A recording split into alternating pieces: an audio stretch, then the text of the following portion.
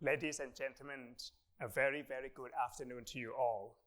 Firstly, I would like to thank the Stewardship Asia Center for inviting me to share my thoughts on sustainability and unveil the list of SL25 for this year. I think you all will agree with me that the current state of the world is quite worrisome, and the outlook across many aspects is not encouraging. 20 years ago, we started talking about climate change. Then we escalated it to climate crisis. Today, we talk about climate catastrophe. The United Nations Secretary General this year used the word of global boiling instead of global warming. Many of us might not realize that we are now in the middle of the largest global hunger crisis in century.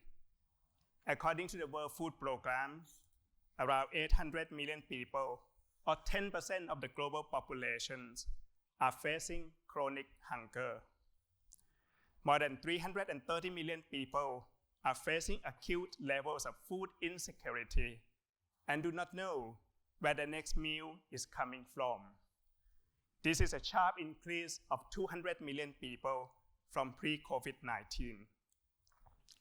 Mass migration is also happening in many parts of the world because livelihood has been severely disrupted by climate crisis and conflicts. Post-COVID-19, income and wealth inequality has widened markedly in most countries, and many governments have to cut down social safety net programs because of budget constraints and macroeconomic instability. Moreover, digital divide and modern technology, like generative AI, will widen inequality of opportunity and could take away the existing social ladder, which is already limited in many countries.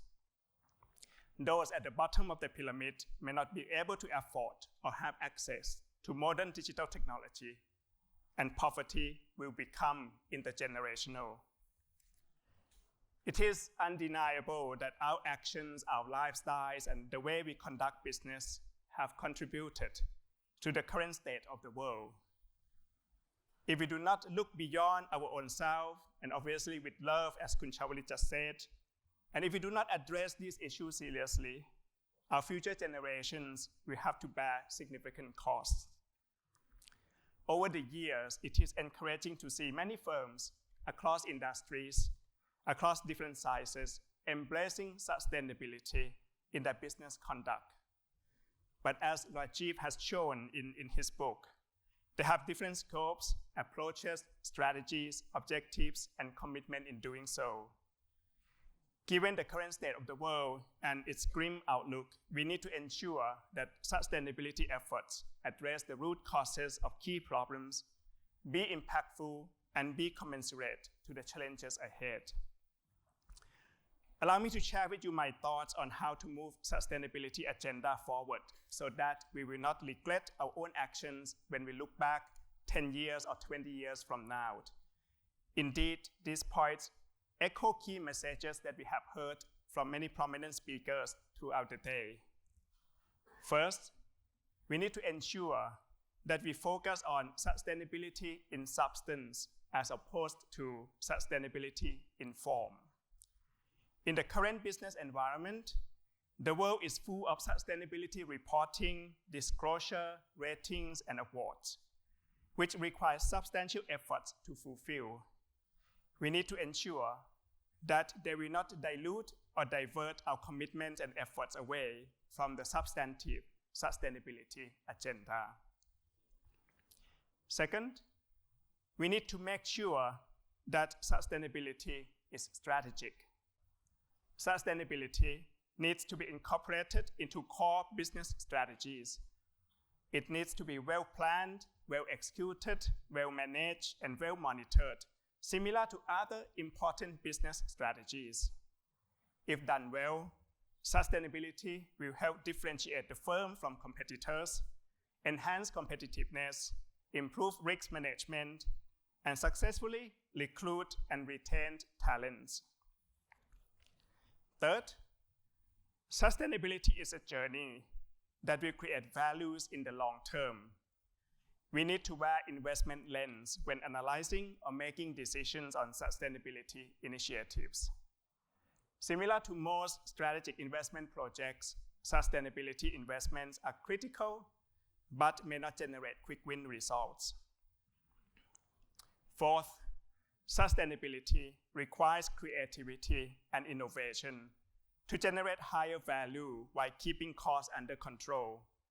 Without creativity and innovations, firms may lose competitiveness when embracing environmental and social aspects into their business objectives.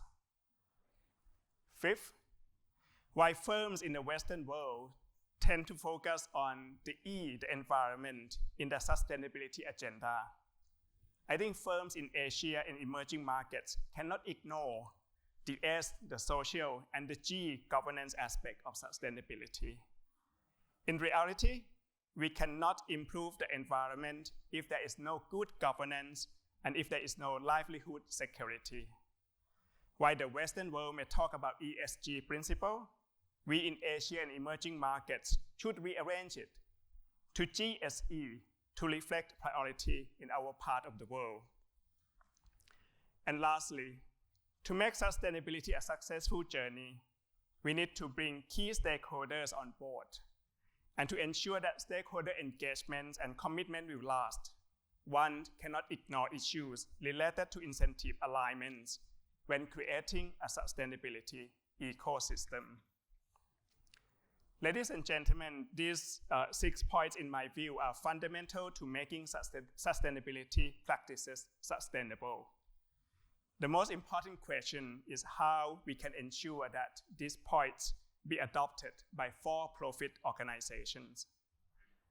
My answer is that it requires steward leadership mindset and also love at the top of the organization.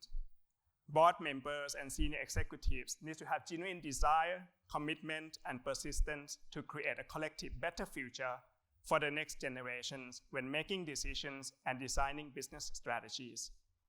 The concept of steward leadership needs to be well aligned with the values of the organizations and be translated into proactive actions and business conducts.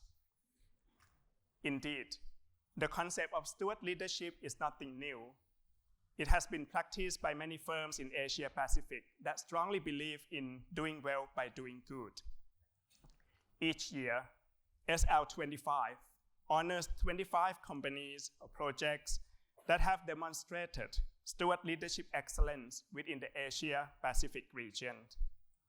In assessing SL25 submissions, the judging committee evaluates key components of steward leadership encompassing the purpose and values, long-term vision, tangible outcomes, creativity and innovation, and commitment to long-term sustainable impacts.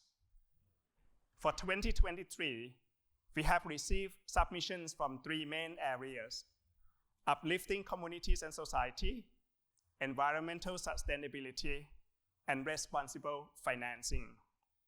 For me, it was very encouraging to see the majority of the submissions focusing on the S, or uplifting community and society. It was also encouraging to see a wider geographical distribution of the submissions this year, ranging from Australia to Lebanon, with impressive stories from new countries such as Mongolia, Nepal, and Japan. This year, SL25 list showcases initiatives that have demonstrated steward leadership excellence through their values, commitment, creativity, actions, and impacts. They clearly showcase practical examples of how to improve our collective future while delivering profitable growth. I should also highlight that steward leadership is a continuous journey of improvement. This year, we saw some companies making the list for a consecutive year, showing their commitment to steward leadership. I would like to congratulate these companies on their commitment and encourage other companies to aspire to make the list in multiple years. I very much hope that the SL25 list will create inspiration in the Asia-Pacific region and stimulate sustainability practices that are sustainable, strategic, creative, innovative, long-term, and engaging with stakeholders. Sustainability practices need to be impactful and commensurate to future challenges for the humanity, society, and environment. Ladies and gentlemen, although I began my talk with a grim outlook of the state of the world, we should end this year as our summit with cheers, because today there are 25 more reasons that give us hopes and inspiration. Without further ado, please join me in congratulating the SL25 honorees of 2023. Thank you.